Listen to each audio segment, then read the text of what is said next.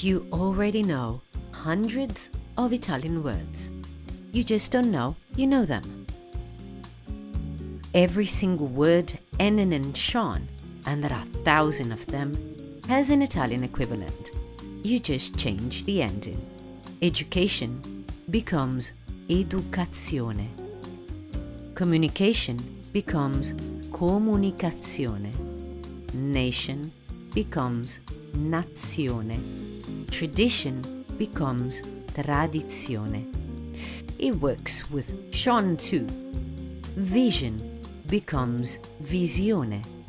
Passion becomes passione. Decision becomes decisione. And tion, region, becomes regione. Religion becomes religione. And here's one more thing worth knowing. Every single one of these words is feminine in Italian. Always la, no exceptions.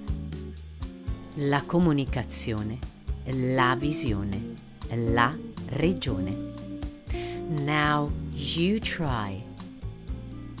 Imagination, immaginazione. Television, televisione. Occasion, occasione. You didn't memorize those, you worked them out.